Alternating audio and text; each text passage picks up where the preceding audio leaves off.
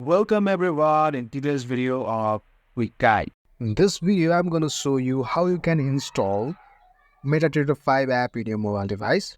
For this, you need to open Play Store, just open it, and then search for the keyword MetaTrader 5 in the search bar of Play Store.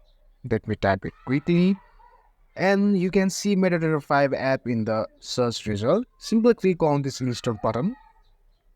As you can see, the download process has started in my device. It needs some time to get installed.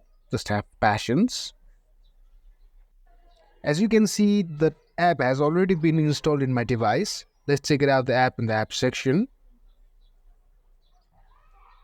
And there it is. App is installed and the task is complete.